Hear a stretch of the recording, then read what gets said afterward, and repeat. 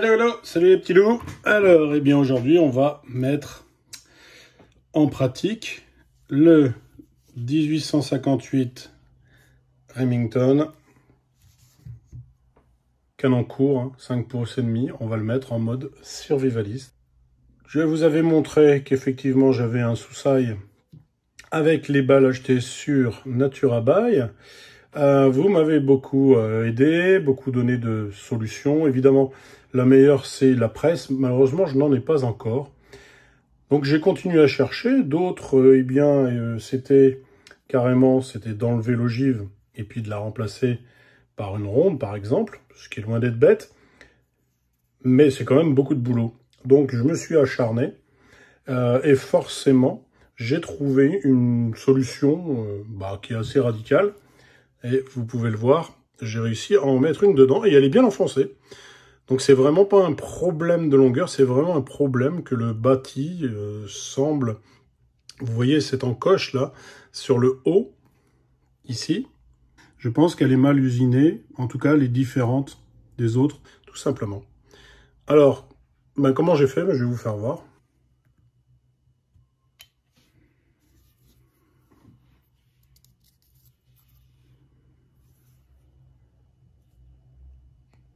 J'ai bien appuyé. Ensuite, on a le bâti qui bloque. Et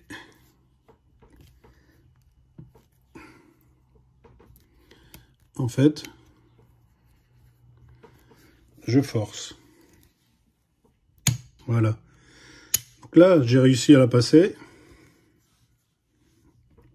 Et on y va. Hop. Je peux vous dire que si celles-là, elles me font un effet grenade, j'y comprends plus rien. En trêve de plaisanterie, elles sont très dures à rentrer. Donc vous voyez que le refouloir, il est bien fond. Hein. On va aller la voir. Donc ça, c'est l'autre.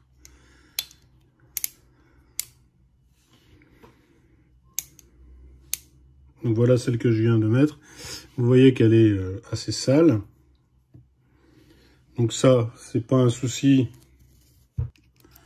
Enlever le morceau de papier. Et donc, vous voyez, ça rentre quand même. Donc, en cas de survie, je pense que si on est en stress, on n'aura pas de mal à leur faire rentrer ces petites babales.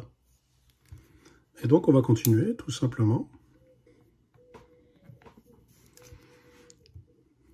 On voit bien où se situe le problème. Hein.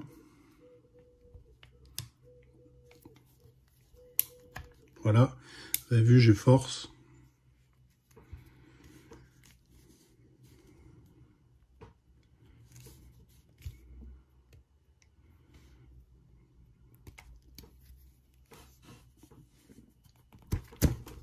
Voilà. Je peux vous dire qu'elles sont très dures à rentrer. Alors, j'ai trouvé une solution qui est assez radicale. Comme vous avez pu le voir, en forçant un peu, ça passe, mais celle-ci ne passait pas. Eh bien, tout simplement, j'ai enlevé le barillet et je l'ai repositionné comme ceci, c'est-à-dire directement en face du refouloir. Et donc, à ce moment-là, j'ai franchement accès à une bonne prise. Et je peux vous dire qu'elle est hyper dure. Là. Désolé de ne pas l'avoir fait devant vous, mais regardez, elle est hyper dure. Et pourtant, je ne comprends pas, c'est du 4,51, alors que les balles rondes en 4,54, elles rentrent sans problème. Alors, est-ce qu'il s'est planté dans ma commande? J'avoue que j'ai pas vérifié. Il faudrait que je prenne un pied à coulisse pour vérifier. Bon, l'effet grenade, je l'aurai pas. Hein. Par contre, vous voyez qu'on a bien... On a bien les déchets.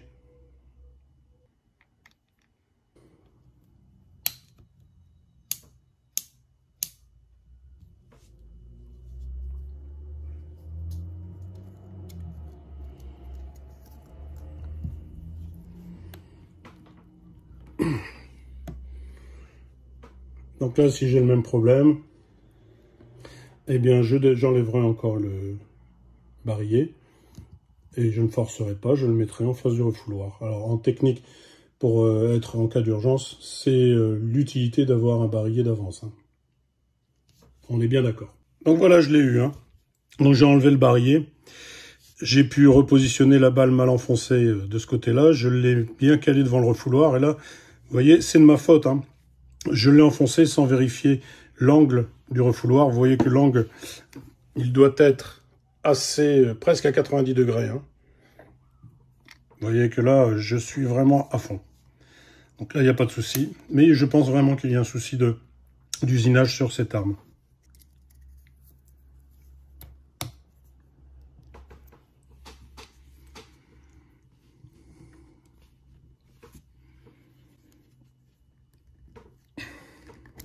Là.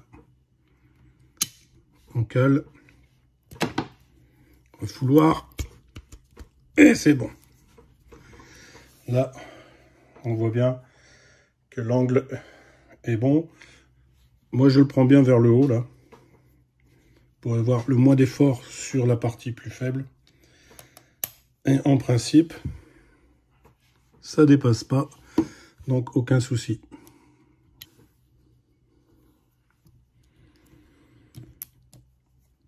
Donc si ça vous arrive, vous enfoncez bien à la main. Quand ça bloque,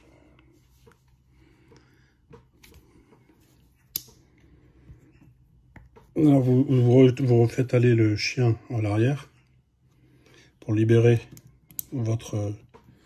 et un petit peu à la fois, vous forcez. Alors celle-là, elle est très résistante. Voilà, donc j'ai galéré pour le mettre quand même, je vous le dis. C'est vraiment pas une sinécure.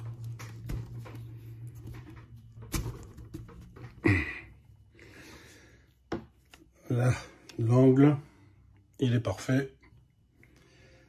Donc, on a bien le déchet. Moi, je lui remets un petit coup. Elle dépasse pas. On a fini. Je vais procéder à la mise en place de graisse. Parce qu'il ne s'agit pas de se dire, voilà, on a fini.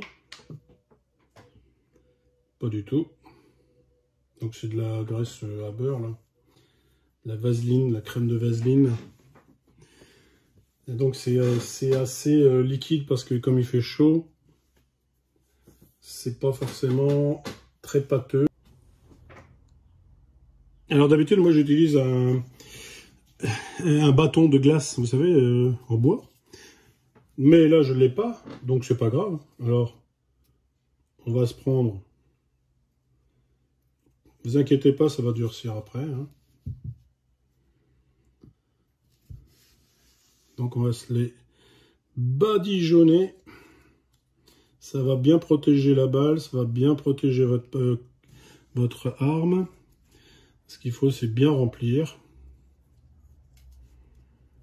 Hop. Donc vous en mettez plein. Regardez. Et vous remplissez. Hein, c'est ce qu'il faut faire.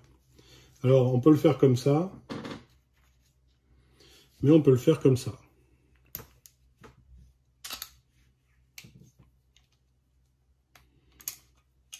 Voilà. C'est beaucoup plus simple ainsi. En profiter pendant que je fais ça, c'est de discuter sur l'étanchéification des balles. L'étanchéification des balles, ça consiste en quoi? D'une manière extrêmement simple, il faut trouver une bonne colle. Très puissante, mais pas trop agressive non plus.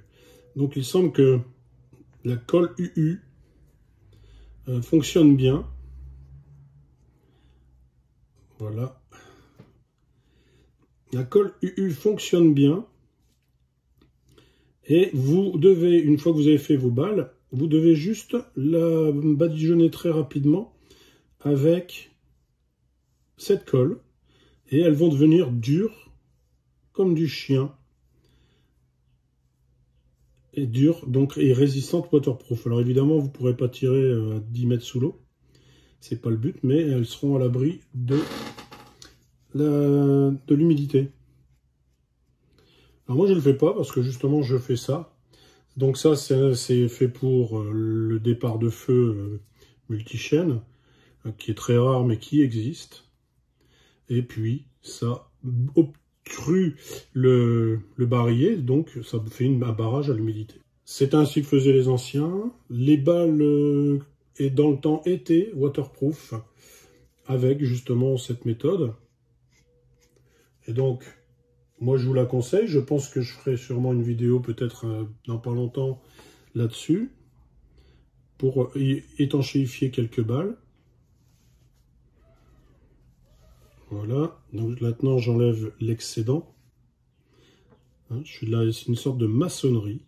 Vous voyez que ça fait vraiment... c'est nickel, quoi. Là, j'ai vraiment quelque chose de sympatoche. Ça vous fait un vrai beau barillet. Là.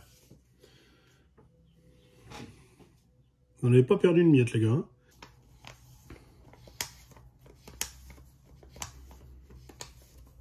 Voilà.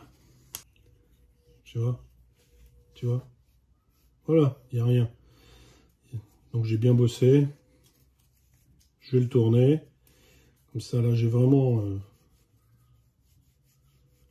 nettoyé. Ça a agressé en même temps, donc c'est bon pour la rouille, contre la rouille.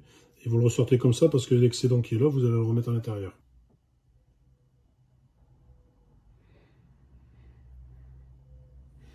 On va procéder maintenant aux amorces.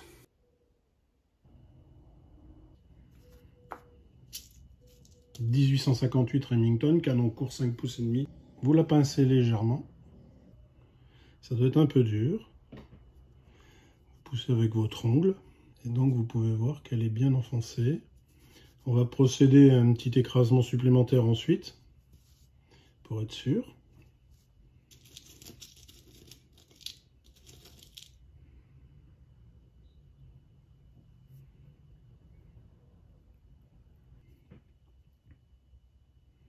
Vous l'encochez.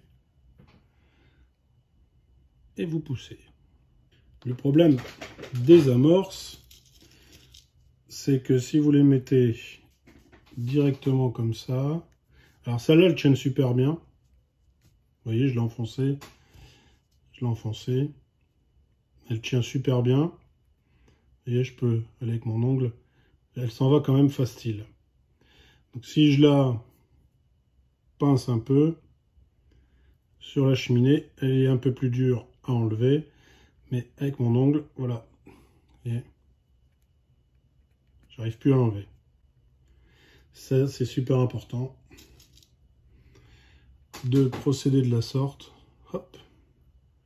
Après, on y va plus vite. Hein. Voilà. Vous allez entendre un petit clic. Vous n'avez pas entendu, c'est pas assez fort. Allez, la dernière, et peut-être que là, vous l'entendrez.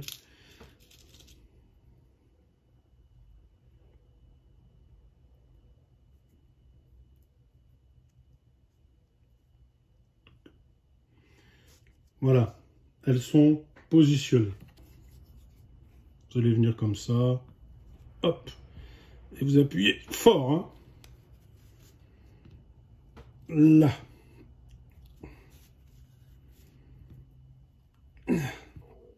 Voilà. Votre barillet est prêt. Donc, vous voyez l'idée d'en avoir à l'avance. Celle que je vous ai montrée là, que j'ai pas pincée, vous voyez, elle est tombée. Elle tient pas. Donc, indispensable de les pincer. Hein.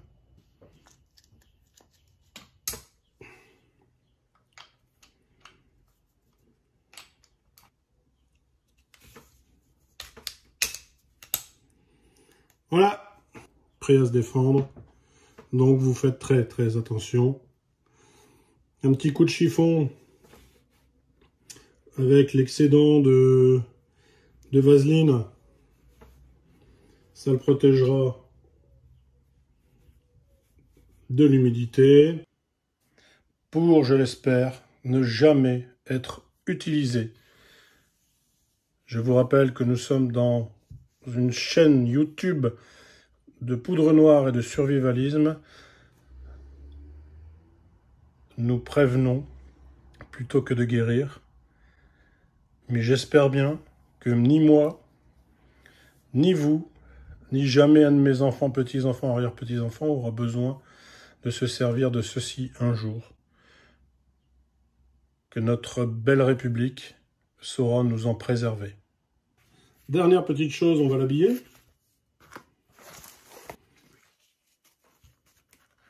Et le compagnon indispensable, hein, le couteau. Donc, vous voyez, c'est un buck acheté sur AliExpress. Ça, c'est le compagnon indispensable. Et pour finir, il lui manque la fameuse trousse de survie. Donc, c'est une pochette de chargeur F1 FAMAS. Donc, je ne vous la refais pas voir, vous irez voir les vidéos qu'il y a sur la chaîne. Mais vous avez des couvertures de survie, de quoi faire du feu et de quoi vous soigner essentiellement là-dedans. Les petits loups, j'espère que cette vidéo, vous allez la faire cartonner. J'espère que vous allez me mettre plein de pouces vers le haut. Vous en mettez pas assez. Ce qui veut dire que tous ces sujets qui nous intéressent, eh bien, ne remontent pas dans les référencements de YouTube. Et c'est vraiment important. Donc, si vous êtes 200 ou 300 à regarder la vidéo, mettez un pouce vers le haut. Et ça permettra de faire remonter mes vidéos et donc notre chaîne au sein du top 10 peut-être un jour des sujets qui intéressent les gens. Et ça risque donc d'avoir plus de contenu, plus d'idées, plus de débats. C'est très intéressant les débats. Je vous rappelle aussi que on a mis en place un Discord, il est très vivant, on est à une 20, 25 ou 30 participants, j'ai pas compté, la dernière fois on était à pas de 30. On peut y échanger hyper librement, contrairement à tout ce qui est les plateformes YouTube ou autres, où on est souvent censuré dès qu'on dit quelque chose un peu de travers. Sur notre Discord, il n'y a absolument pas de censure. On se dit les choses, on peut y vendre des choses, on peut y demander à acheter des choses, on peut demander à y échanger des choses, on peut y partager, et on a même une rubrique blague à donf qui vous permet de déconner entre vous et entre nous. Les petits loups, un gros poutou. Les petites louves, je vous embrasse très fort. Et je vous dis à ciao!